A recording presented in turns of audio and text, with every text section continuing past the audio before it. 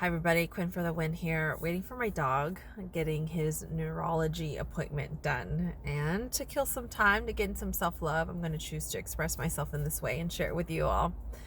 Thank you for so much for the love, and I know that we can all relate to some degree when we talk about depression.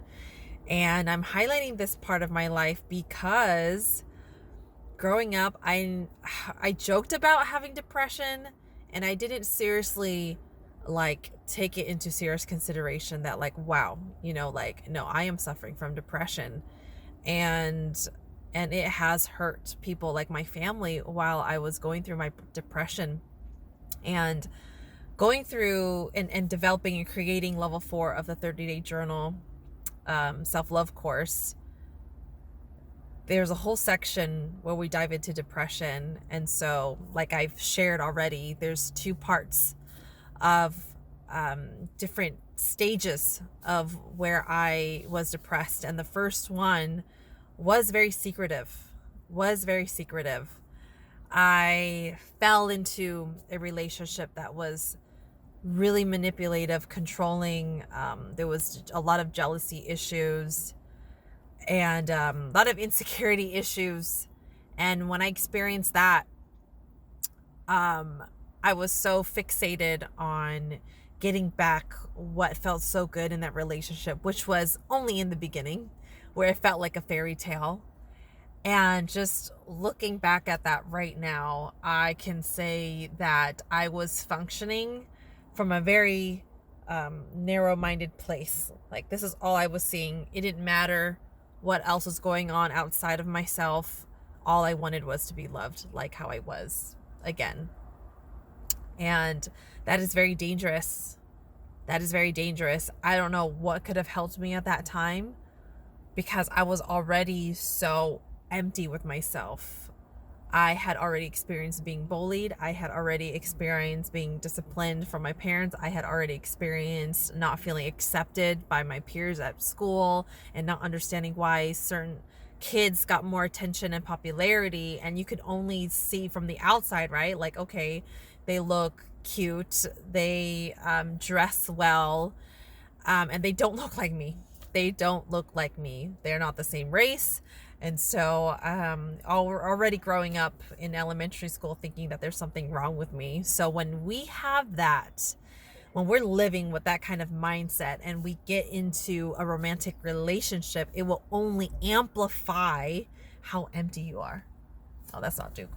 How empty you are. So, and nobody knew that I was going through this. I want to say some of my girlfriends at that time at school maybe knew, but the thing is, we were all going through very similar kind of relationships where we were depressed, and it was normalized. We thought it was normal. And I remember someone asking me, Quinn, you lost so much weight. You look good.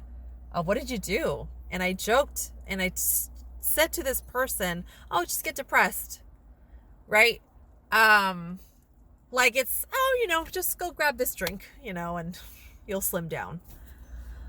So yeah, and unfortunately my depression state started just to get worse, because we can only hold so much in. We can hold only so many pains in without releasing them in a healthy way, that then we start to project it onto other people. See, there's the silent type of depression where you hide it very well. You don't open up and talk about it. And no one knows exactly what you're going through. I mean, again, I was in a relationship where it was very controlling,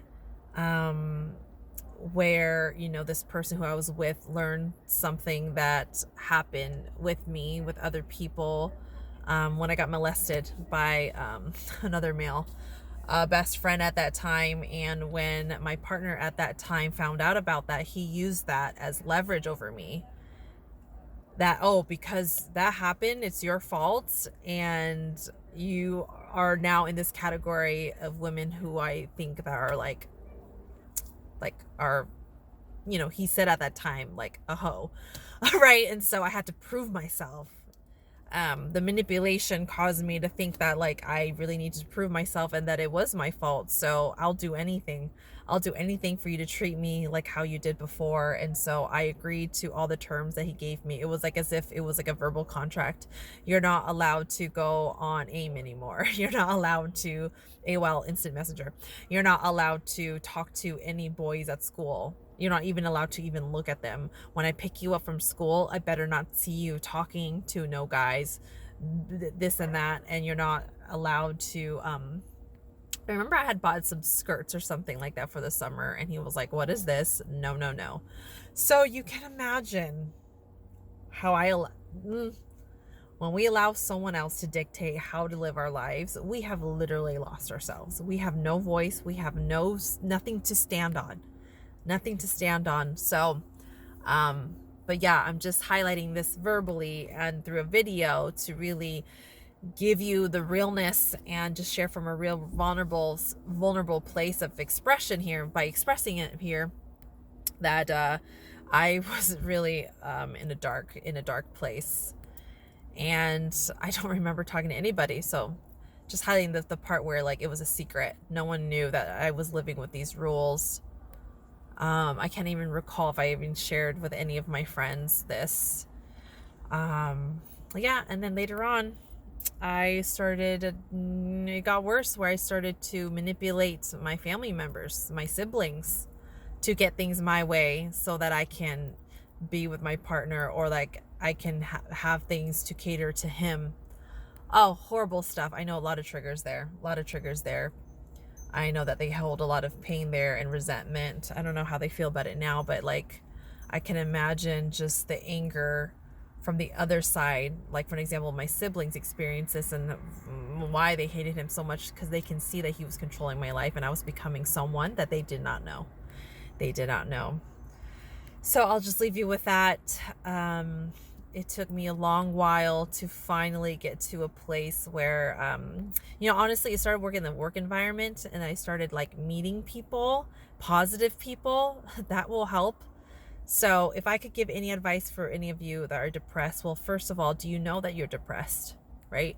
Are you aware that you're allowing someone else to dictate your life? Are you aware that you're living with a certain mindset, a very narrow, small perspective mindset? Like, for an example, my mindset was, I need to do anything in my power so that I can feel loved again. So whatever he says goes. Because I experienced that type of love that I wanted in the beginning, I believe that I can get it back.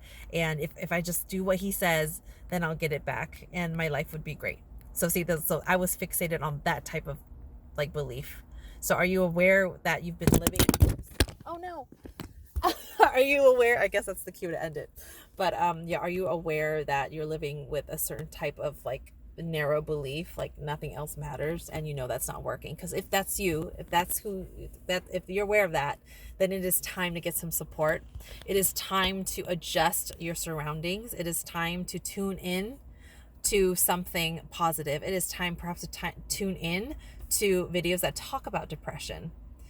It is time to seek and gather information that you can apply in your life to grow out of the depression.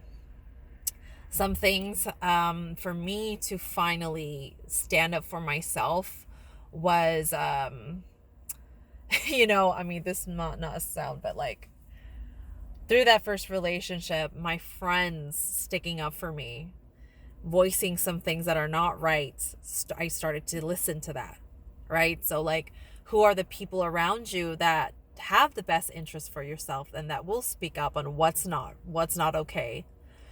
And then finally I got the courage to leave that relationship and really listen to, okay, hold on, this is not really fair. Hold up. And then obviously today, self-love, the self-love practices has definitely helped me to get out of my own way, because I started hearing what I was saying and I started to release in very healthy ways, and growing out of the codependency that fueled the depression. So self-love practices and hanging around with people who truly have your best interest. And 3, tuning in to videos, tuning into something where you're hearing some life speaking into you, where you can understand your depression, where you can find some tips to grow out of the depression. So that's what's coming up for me right now for you. So cheers to the journey. Cheers to the journey of awareness, recognizing it and then doing something about it, making the adjustments necessary, and reaching out to resources that are around you right now. All right, much love. Talk to you later.